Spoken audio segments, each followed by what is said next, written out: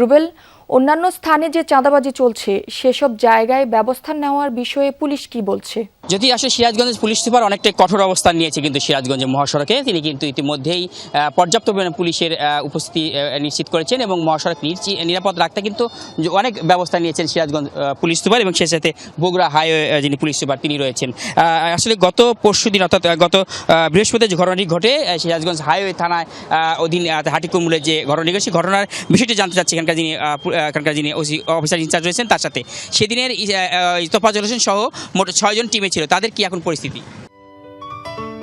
Ceylon টি রপ্তানিতে শীর্ষে।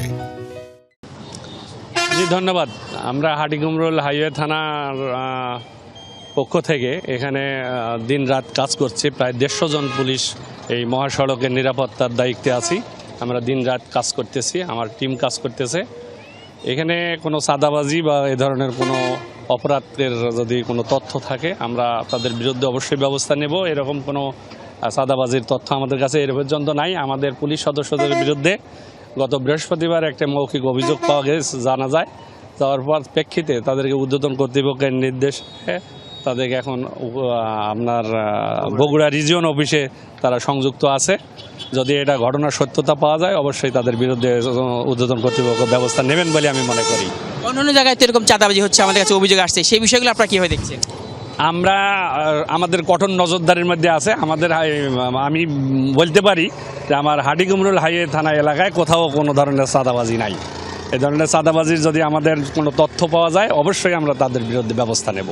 ধন্যবাদ আপনাকে। যেমনটি শুনছিলেন যে আসলে যে কোনো তথ্য পাওয়া মাত্রই কিন্তু এখানকার যিনি অফিসার ইনচার্জ রয়েছেন তিনি কিন্তু ব্যবস্থা নেবেন। ইতিমধ্যে পুলিশ সুপারের সাথে কথা হয়েছে, তিনি বলেছেন যে মহাসড়কে কোনো প্রকার কোনো চাঁদাবাজি থাকবে না, মহাসড়ক থাকবে একদম নির্বিঘ্ন নিরাপদ এবং এবারে ঈদ যাত্রার জন্য একদম নির্বিঘ্নে নিরাপদে হয় সেজন্য কিন্তু সিরাজগঞ্জ পুলিশ সুপার কিন্তু প্রচুর পরিমাণে এখানে পুলিশ নিয়োজিত রেখেছেন এবং তারা কিন্তু পর্যাপ্ত পরিমাণ পুলিশ নিয়োজিত রেখে মহাসড়ককে নিরাপদ রাখার চেষ্টা করেন। তবে এখানকার যে চাঁদাবাজির যে অভিযোগটি আসছে সেই চাঁদাবাজি অভিযোগটি কিন্তু আমরা দেখানোর চেষ্টা করেছি। মূলত যাদের বিরুদ্ধে অভিযোগ রয়েছেন তাদের কিন্তু এখান থেকে বগুড়া রেঞ্জে তাদেরকে এখান থেকে ক্লোজ করে নিয়ে যাওয়া হয়েছে এবং এটা যথাযথভাবে তথ্য প্রমাণিত হলে তাদের বিরুদ্ধে বিভাগীয় ব্যবস্থা নেওয়া হলে আমাদেরকে নিশ্চিত করেছেন। তবে এখন পর্যন্ত সিরাজগঞ্জের প্রতিটি মহাসড়কে অর্থাৎ সকাল থেকে আমি লক্ষ্য করেছি তেমন কিন্তু আসলে কোনো চাঁদাবাজি কিন্তু আমরা লক্ষ্য করিনি। বিশেষ করে ঘটনার পর থেকেই কিন্তু আসলে অনেকটাই সজাগ রয়েছে পুলিশ সহ তার ঊর্ধ্বতন কর্মকর্তারা।